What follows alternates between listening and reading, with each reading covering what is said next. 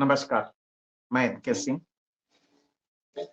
दोस्तों, अगर आपको ये समझ में आए कि इस देश में कोई उमर खालिद 2.5-3 साल से जेल में बंद है, कोई सद्दीक कप्पन महीनों जेल में रहा, कोई गौतम लखा महीनों वर्षों जेल में रहे, जो कि सम्मानित एक जमाने के सम्मानित इंटेलेक्चुअल लेफ्ट इंटेलेक्चुअल माने जाते हैं, और ये पता लगे कि एक खास कम्युनिटी को क्रिमिनलाइज करके उनके घरों पे बुलडोजर चलते रहे हैं। एक राज्य में चला तो उसी पार्टी की दूसरी राज्य ने, जो केंद्र में भी है, उसने भी बुलडोजर चलवाना शुरू किया और बुलडोजर एक एडमिनिस्ट्रेटिव एथिक्स बन गया। ये सब चीजें जब आपको पता लगे और तब ये पता लगे कि नोटबंदी ऐसा गैर माकूल, एक अनुचित कदम देश के प्रधानमंत्री ने उठाया था, जिससे बहुत नुकसान हुआ, लेकिन उसको भी सुप्रीम कोर्ट सही ठहरा दे। अगर आपको ये पता लगे कि सुप्रीम कोर्ट ये भी सही ठहराए कि 370 को हटा दिया गया, लेकिन वहीं पे पार्लियामेंट के जो कानून बनाने के अधिकार हैं उसका विस्तार करना गलत माने, अगर आपको ये समझ में आए कि नोटबंदी को छोड़िए, महाराष्ट्र में एक इलीगल गवर्नमेंट चल रही है और 1.5 साल हो गया, लेकिन सुप्रीम कोर्ट ने कुछ भी नहीं किया। अगर आपको ये पता लगे कि गवर्नर लगातार तंग कर रहे हैं वहां की चुनी हुई सरकारों को, लेकिन सुप्रीम कोर्ट चुप बैठा है, अगर आपको ये लगे कि दिल्ली गवर्नमेंट जो 62-70 में से 62 सीटें लेके आई है, उसको काम नहीं कर दे एलजी, नहीं करने दे एलजी सरकार के इशारे पे, केंद्र सरकार के इशारे पे, और उसमें सुप्रीम कोर्ट ये कहे कि एलजी को कोई अधिकार नहीं है कि वो चुनी हुई गवर्नमेंट को, आईएएस जो उनके यहाँ है उनको भी नियंत्रित ना करे, नीचे वालों को तो करेगी ही, लेकिन सरकार उसको बदल के कानून बना दे और सुप्रीम कोर्ट बैठा रहे, तो आप इसे क्या सोचें? जब इतनी गलतियां हो रही हो और सुप्रीम कोर्ट चुपचाप बैठा हो, तो आपको ये लगेगा क्या? जब होता यह है कि प्रजातंत्र में एक संस्था जब आताताई हो जाती है, डिक्टेटोरियल हो जाती है, ऑटोक्रेटिक हो जाती है, तो कोई ना कोई संस्था, व्यक्ति समूह खड़ा हो जाता है। गांधी खड़े हुए अंग्रेजों के खिलाफ, आपने देखा जयप्रकाश खड़े हुए जब इंदिरा गांधी के एक्सेसेस होने लगे। आज हमें एक संस्था किसी से अगर उम्मीद है या किसी व्यक्ति से उम्मीद है, तो वो जस्टिस चंद्रचूड़ है, सुप्रीम कोर्ट और उसमें जस्टिस चंद्रचूड़। लेकिन पिछले 1 साल से अगर आप देखें, इस समय तक अचानक जो भरोसा देश का जस्टिस चंद्रचूड़ पे था, वो कहीं कम होने लगा है, और उसकी वजह है जस्टिस चंद्रचूड़ पे बेहद भरोसा था, और था कि ये जो कुछ भी हो रहा है जस्टिस चंद्रचूड़ नहीं होने देंगे, क्योंकि उनके अटरेंसेस हमें याद है कि जब उन्होंने एक केस का फैसला किया तो उसमें बड़ा अच्छा उनका एक स्टेटमेंट है जो भरोसा दिलाता है। कुछ फैसले भी दिलाते हैं भरोसा, लेकिन ये देखिए, उन्होंने कहा एक्शन ऑफ द गवर्नर इन, ये महाराष्ट्र के केस में कहा कि action of the governor in swearing in a new government was bad in law and yet the government was allowed to remain in power. उसमें उन्होंने कहा था कि साहब, ये गवर्नर ने जो बुलाया था शपथ दिलाने के लिए या उसके लिए शो ऑफ स्ट्रेंथ के लिए, उसके लिए गवर्नर के पास कोई कारण नहीं थे, लेकिन फिर भी बुलाया तो ये गलत था। लेकिन कहा क्या, जरा गौर कीजिएगा, जस्टिस चंद्रचूड़ का अपना जजमेंट है जिसमें कहा गया कि साहब वो इस्तीफा क्यों दिए, अगर उद्धव ठाकरे इस्तीफा ना देते तब तो हम इसको सुनते कि वो आगे हो सकता है कि वो सुनते तो चीजें अलग होती, लेकिन उन्होंने इस्तीफा दे दिया इसलिए। अब जरा गौर कीजिएगा, एक गवर्नमेंट इलीगल है, गवर्नर का कदम इलीगल है, उनको गवर्नमेंट बनाने के लिए बुलाने का, ये सब कहा, लेकिन ये नहीं कहा कि गवर्नमेंट इलीगल है तो चल कैसे रही है। एक ऐसी गवर्नमेंट जिसका जीडीपी, महाराष्ट्र का आप जानते हैं जीडीपी देश में सबसे ज्यादा है और इस समय करीब 25 लाख करोड़ का है। 25 लाख करोड़ के जीडीपी वाले राज्य में एक गलत सरकार वहां पे 1.5 साल से चल रही है और सुप्रीम कोर्ट चुप बैठा है, सिर्फ ये कह के कि ले तुमने तो चीफ मिनिस्ट्री अगर इस्तीफा नहीं दिया होता तो फिर हम तो टांग देते गवर्नर को और सबको। और कितनी खूबसूरती से स्पीकर को कहा गया कि साहब फैसला डिसाइड कीजिए, वो जो 34 एमएलए का केस है उसको आप डिसाइड कीजिए। और आज 1 साल होने जा रहा है, उसको समय पे समय दिया जा रहा है एक्सटेंशन पे एक्सटेंशन दिया जा रहा है स्पीकर को, और वो टाल रहा है। महाराष्ट्र में चुनाव है अक्टूबर में, जरा सोचिए, एक इलीगल गवर्नमेंट, एक इलीगल असेंबली जिसमें कि सारे के सारे मेंबर डिस्क्वालीफाई होने चाहिए एंटी डिफेक्शन लॉ में, लेकिन वो चल रहा है। और हमारी सुप्रीम कोर्ट और जस्टिस चंद्रचूड़, मैं उनका बहुत कायल हूं, लेकिन ये भरोसा कैसे टूट रहा है? आखिर जस्टिस चंद्रचूड़ आपसे सवाल क्यों नहीं होगा? आपने खुद ही कहा है कि हम जजमेंट देते हैं, लोग उसको जैसे चाहे उसको क्रिटिसाइज करें, कोई दिक्कत नहीं है। तो जनाब ये जजमेंट को हम क्रिटिसाइज तो कर ही रहे हैं कि जजमेंट गलत है। आप जब सामने देख रहे हैं कि एक गवर्नमेंट गलत है, गवर्नर ने गलत बुलाया है, आप जब जानते हैं कि किस तरह सूटकेस पॉलिटिक्स चलती है, किस तरह ऑपरेशन लोटस चलता है, सरकारें बनती है, आप तो ये सब बात जानते हैं ना। जब हम जानते हैं छोटे से अकिंचन आदमी, तो आप तो बहुत कुछ जानते हैं।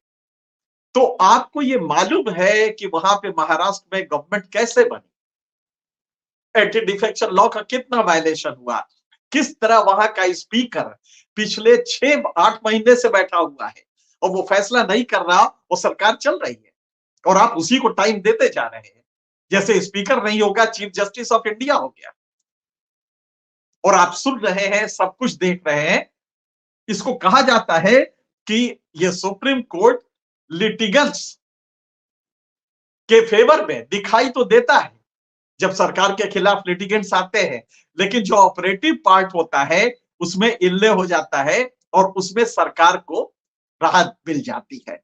आपने यही किया 370 में।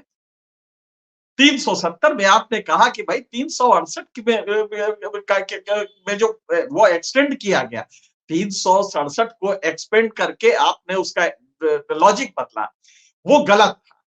तो अगर 368 में ये विस्तार गलत था, तो ये पूरी की पूरी 370 जो बदला गया वो कैसे सही हो सकता है?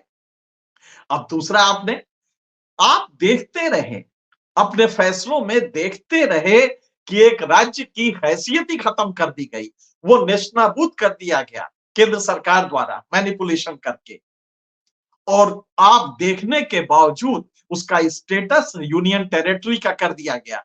आप देखते रह गए। कभी सुना है इस तरह का कि किसी राज्य का स्टेटस ही नीचे कर दिया जाए? वो स्टेटस खत्म हो गया राज्य का, लेकिन आप कह क्या रहे? नहीं नहीं, वो एसजी साहब ने कहा है ना, एसजी साहब ने वादा किया है कि सरकार रेस्टोर कर देगी, पुरानी स्थिति रेस्टोर कर देगी, ये वादा किया, तो हम उसमें भरोसा कर रहे हैं। क्या मिलॉर्ड आपको मालूम नहीं था कि एसजी जो कहता है वो पार्लियामेंट उससे बाध्य नहीं है? कल अगर ठेंगा दिखा दे पार्लियामेंट, तो क्या करेंगे एसजी, क्या करेंगे आप, जो कि ऑलरेडी हो रहा है? आपने इस पे भी विश्वास कर लिया कि एसजी ने वादा किया कि वहां चुनाव भी कराएंगे, अगले सितंबर तक चुनाव कराएंगे। कितना आप सहज विश्वास कर लेते हैं सरकार बहादुर की बातों का। लेकिन यही बात जब विपक्ष कहता है, आपके सामने मनीष सिसोदिया बंद है, आपके सामने अरविंद केजरीवाल बंद होने की स्थिति में है, आपके सामने सत्येंद्र जैन बंद है और संजय सिंह बंद है, आपके सामने विपक्ष पे ईडी किस किस तरह कर रही है, ये आप पूरी तरह देख रहे हैं। मिलॉर्ड, क्या ये आपको समझ में नहीं आ रहा है? मिलॉर्ड, क्या ये भी नहीं आपको समझ में आ रहा है कि बुलडोजर से किसके घर गिराए जा रहे हैं, किसको क्रिमिनलाइज किया जा रहा है? अगर मुसलमान कम्युनिटी से दो पत्थर चले आते हैं तो सरकारें जो बीजेपी की हैं वो बुलडोजर चलवा देती हैं।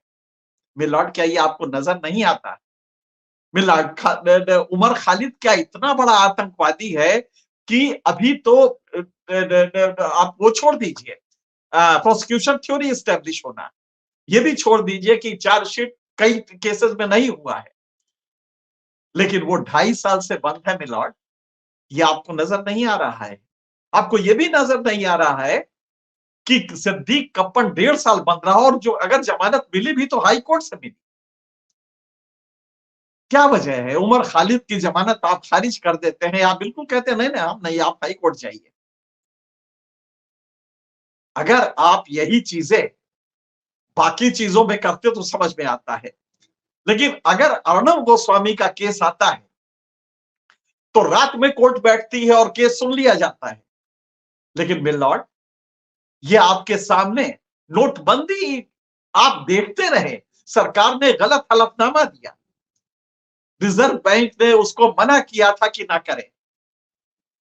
मिलॉर्ड, ये भी छोड़िए, आप जानते हैं कि किस तरह दिल्ली गवर्नमेंट को, आप ही का सेंटेंस है ना मिलॉर्ड, ये किसी और का तो नहीं है, आप ही ने कहा था ना अपने एक जजमेंट में, if all decisions of the elected wing of the state, इसका मतलब विधानसभा या पार्लियामेंट, इसके बारे में आप कह रहे हैं, if all decisions of the elected wing of the state are considered to be democratic decision purely because of the manner in which it is vested with power. What then is the purpose of the fundamental rights and the purpose of having this court with powers of judicial review? आपने कहा था milord कि अगर राज्य का ये जो अंग है जिसको कि हम विधायिका कहते हैं, अगर उसे कानून बनाने के पावर है लेकिन उसका कोई रिव्यू नहीं है तो फिर इस कोर्ट का क्या मतलब है? आप ही ने कहा था मिलॉर्ड, और आप ही ने अपने जजमेंट में दिल्ली गवर्नमेंट के केस में कहा था कि नहीं, दिल्ली गवर्नमेंट डेमोक्रेटिकली इलेक्टेड है और एलजी का हैसियत वही है कि वो जो भी दिल्ली गवर्नमेंट करेगी सेवा शर्तों को लेके, यहां तक कि आईएएस अफसरों के बारे में, उसको मानना होगा। ये आप ही का फैसला था मिलॉर्ड, और रातों रात सरकार ने पार्लियामेंट से कानून बदल दिया मिलॉर्ड। कहां है आपका रिव्यू का पावर? जुडिशियल रिव्यू तो इमीडिएटली होना चाहिए था। आपको अंगूठा दिखा दिया आपके जजमेंट को मिलॉर्ड। इसमें कंटेम्प्ट होना चाहिए सरकार के खिलाफ कि ठीक रिवर्स किया। आपने कितने उसमें कहे थे, प्रजातंत्र की बातें कही थी कि भाई प्रजातंत्र में इलेक्टेड गवर्नमेंट होनी चाहिए वगैरह वगैरह, सब आप ही ने कहा था मिलॉर्ड, और सीजेआई ने कहा था, ये किसी और ने नहीं कहा था मिलॉर्ड। आपसे चूंकि अपेक्षाएं ज्यादा होती है तो इसलिए आप जानते हैं कि बच्चा रोता है मां के पास इसलिए कि मां दूध देती है उसको। तो जब मिलॉर्ड आप देख रहे हैं कि आपकी हैसियत भी बताई जा रही है, कहां है तो जनता का विश्वास कैसे रहेगा आपकी संस्था सुप्रीम कोर्ट पे? एक ही तो संस्था बची थी जिसपे कि भरोसा किया जा सकता है। तो मिलॉर्ड, दिल्ली के केस में आपने देखा सरकार ने कानून बना दिया, छोड़िए आप इलेक्शन कमीशन के केस में इनके अपॉइंटमेंट को लेकर आपने कहा था कि मैं खुद भी उसका मेंबर रहूंगा प्रधानमंत्री के साथ, ठेंगा दिखा दिया सरकार ने और अपना कानून बना दिया। कहां गया आपका जुडिशियल रिव्यू का पावर जिसके आप कसीदे इस जजमेंट पे काट रहे हैं कि साहब तब तो फिर कोर्ट हटा देना चाहिए। बहुत गुस्से में आप थे, हम लोग को अच्छा लगा। मणिपुर में सब कुछ होता रहा, फिट टेस्ट केस था वो, मिसकैरेज ऑफ कॉन्स्टिट्यूशनल मशीनरी। आपने साफ देखा कि किस तरह वहां कॉन्स्टिट्यूशन के अकॉर्डिंग काम नहीं हो रहा। और बाकी छोड़ दीजिए, आपने हाई कोर्ट का रेगुलर जज अपॉइंट किया था, मिलाड वो जज भी अपॉइंट 2 महीने तक नहीं किया, जब तक ये झंझावात चलता रहा। अपनी पसंद का वो जज सरकार रखती रही, ऑर्डर नहीं किया। कहां थे आप मिलॉर्ड? आप लगातार अनदेखी कर रहे हैं, आपके पावर्स को वो धता बता रही है सरकार, वो भी छोड़ दीजिए। अतीक अहमद को सरेआम गोली मार दी जाए और एक फूल गेंदवा भी आपने सरकार पे नहीं मारा। ये तो पूछ सकते थे कि कहां गई सिक्योरिटी आपकी? इंदौर में बुलडोजर चलाए गए जिन घरों पे मिलॉर्ड, वो क्या डेमोक्रेसी थी? आप कहते हैं कि मेरा मुझे क्रिटिसाइज कीजिए, मिलॉर्ड इशू क्रिटिसाइज करने का नहीं है, उस दर्द का है जो आप पे एक भरोसा किया गया था, आज वो भरोसा टूट रहा है। कहां है आपका वो, ये सारे डिसीजंस जो थे, जब आपने मीडिया वन के केस में केरल में किस तरह आप जानते हैं यूनियन गवर्नमेंट के ब्रॉडकास्टिंग मिनिस्ट्री ने उसको लाइसेंस देने से मना कर दिया कि यही पावर होता है जो मीडिया को सिकंजे में रखता है, हर साल रिन्यूअल कराना पड़ता है। लिहाजा जब वो लाइसेंस लेने गया तो आईबी की रिपोर्ट बता के कहा गया कि साहब ये राष्ट्र की सुरक्षा के लिए खतरा है, इसलिए कि वो आपके खिलाफ खबरें देता था। ये केस आया तो आपने कहा, और बहुत अच्छा लगा जब आपने कहा कि हर हालत में इसको लाइसेंस दिया जाना चाहिए, और मीडिया का एंटी गवर्नमेंट रिपोर्ट करना ये सरकार के खिलाफ, ये देश के खिलाफ साजिश नहीं है, और ये ट्रीजन और उसमें नहीं आता है, 124 में नहीं आता आईपीसी के, उस जमाने में वही चलता था। तो आपने मिलॉर्ड ये चीजें देखी, आपने देखा कि आधार बिल को मनी बिल करके ये पास करा ले गई गवर्नमेंट, और आपके पास जब आया गया कि हुजूर आप देखिए किस तरह कर रहे हैं, तो आपने इसको 7 मेंबर बेंच के पास भेज दिया। अब चला गया वो, सरकार इसी तरह मनी बिल करके पीएमएलए को पास करवा लेती है, क्योंकि राज्यसभा में उसको बहुमत नहीं था। मिलॉर्ड आप देखते रहे, आपने कुछ नहीं किया, उसको भी भेज दिया, सारे को लपेट के भेज दिया आपने 7 मेंबर कॉन्स्टिट्यूशन बेंच को। बड़ी बेंच देखेगी, बड़ा मुद्दा है, इसमें कौन सा मुद्दा है आपको? अगर 5 मेंबर अयोध्या डिसाइड कर सकते हैं, राम मंदिर ऐसा कॉन्टेंशियस इशू डिसाइड कर सकते हैं, तो मिलाड आधार को सरकार मनी बिल कर दे और पास करवा ले, इसके लिए संविधान देखना पड़ेगा। अब 7 मेंबर बेंच की जरूरत है, इसके लिए सिंगल मेंबर भी काफी है। लेकिन मिलॉर्ड आपने ये सब किया। मिलॉर्ड ये समय आ गया है जब हम लोग करबद्ध प्रार्थना करें कि एक सरकार जो कुछ भी कर रही है उससे हमारे डेमोक्रेसी पे विश्वास उठता जा रहा है। चलिए साहब, डेमोक्रेसी पे विश्वास उठेगा तो हम उसको तो वोट वोट से निपट लेंगे, लेकिन सरकार आप पे विश्वास तो बना रहना चाहिए। मुझे याद आता है हार की जीत का वो कहानी, जिसमें बाबा खड़ग सिंह, जब डाकू खड़ग सिंह ने बाबा को कहा कि घोड़ा नहीं देंगे, गरीब बन के उसने घोड़े घोड़े पे बैठ गया। जब बाबा ने गरीब की मदद करने के लिए उसको घोड़े पे बैठाया तो उसने गिरा दिया बाबा को, और तब पता लगा कि ये खड़ग सिंह डाकू है। तो बाबा जब वो घोड़ा लेके जाने लगा तो बाबा ने कहा कि सुनिए सुनिए भाई, एक बार सुनते जाओ, इस घटना का जिक्र किसी से ना करना। तो डाकू परेशान कि ये तो बात मैं ही कहना चाहता था, क्योंकि बाबा की बड़ी मकबूलियत थी, डाकू की इमेज खराब होती। तो बाबा ने कहा कि इसलिए ना कहना कि लोग गरीबों पे विश्वास करना बंद कर देंगे। मिलॉर्ड, ये किस्से हम इसलिए बता रहे हैं कि कॉन्केटेनेशन ऑफ इवेंट्स, घटनाक्रम अगर आप देखें तो ये साल जो बीता है ये जुडिशियरी के रेपुटेशन के लिए बहुत अच्छा नहीं है। और मिलॉर्ड, आप पे बहुत भरोसा था, बहुत भरोसा था, हम इसलिए कह रहे हैं कि अभी भी वो बना हुआ है। लेकिन ये जो कुछ भी हुआ है, 370 हट गया ये कोई बात नहीं है, लेकिन उसका जो तरीका आपने वैध किया है, उस तरीके को लेके आप हमें ताज्जुब हो रहा है कि कैसे वो पार्लियामेंट के पावर्स नहीं थे।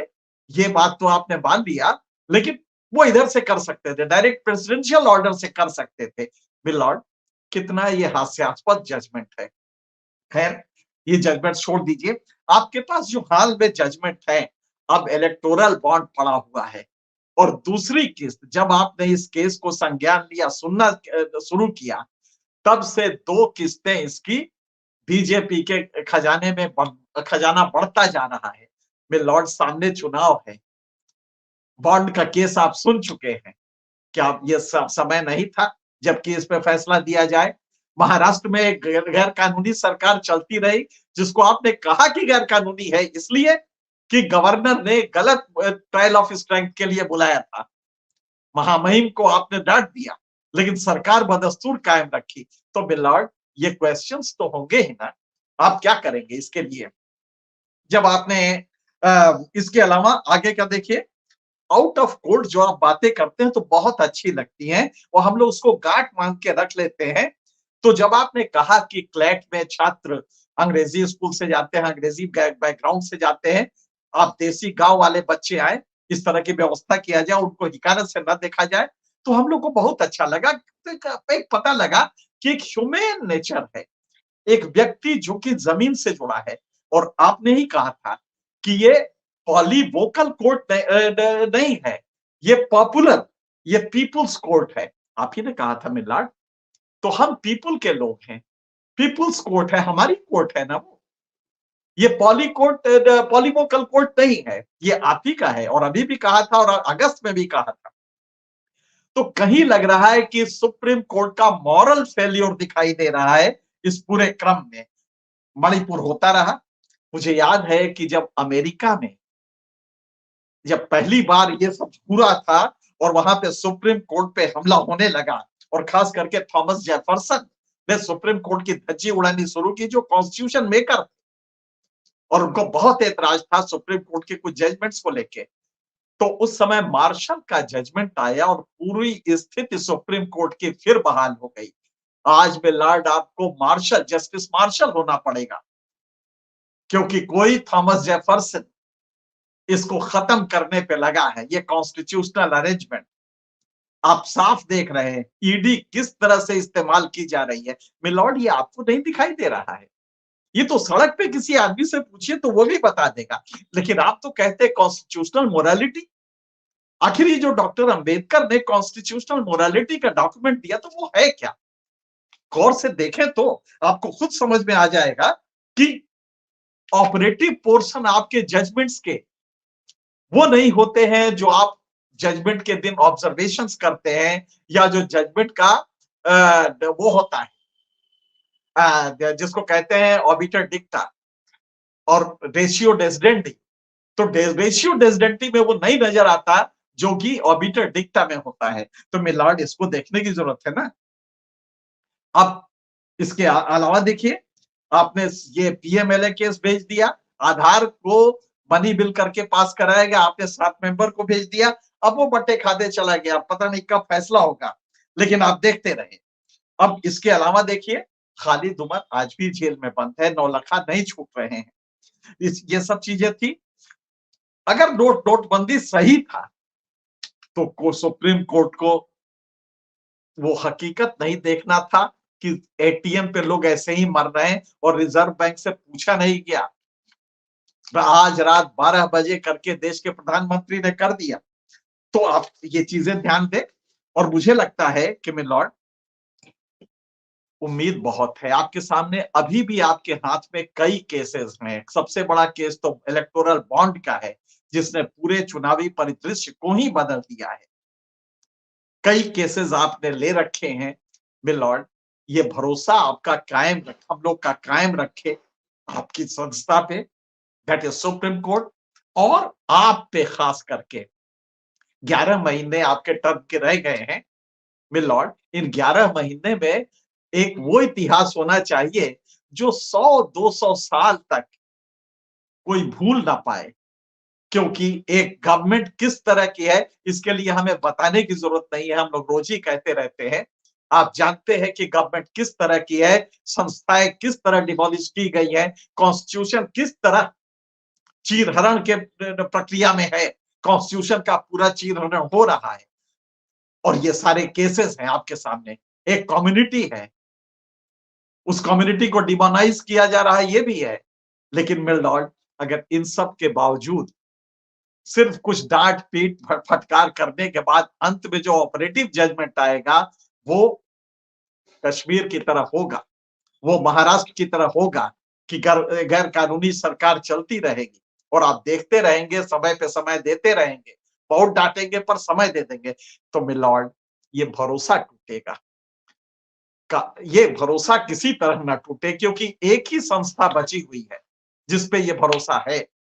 हम समझते हैं कि ये एक अपील है कि आपकी जो संस्था है वो कम से कम बहुत भरोसे की संस्था है और ये भरोसा कायम रहे। आपके हाल के जो जजमेंट्स थे उनमें वो रिफ्लेक्ट नहीं हुआ है। जो हम लोग का अच्छा, ये जरूरी नहीं कि हमारा भरोसा सही हो, लेकिन इतना तो सही है कि बुलडोजर चले हैं। इसमें तो आपको कई महाराष्ट्र गवर्नमेंट के बारे में मिलॉर्ड आप ही ने कहा है कि वो गलत रूप से लाई गई है। फिर मिलॉर्ड क्या हो गया? फिर सब कुछ स्पीकर पे रहेगा और वो टाइम पे टाइम देते हुए ठेंगा दिखाते रहेगा पूरे कॉन्स्टिट्यूशन को, पूरे जुडिशियल सिस्टम को। तो मिलॉर्ड, ये भरोसा कायम रहे, यही हम लोग की दरख्वास्त है। इसे एक बार जरूर देखें आप। फिलहाल इतना ही। किसी अन्य मुद्दे पे फिर मुखातिब होंगे हम जनता से, अपने व्यूअर से। बहुत बहुत धन्यवाद।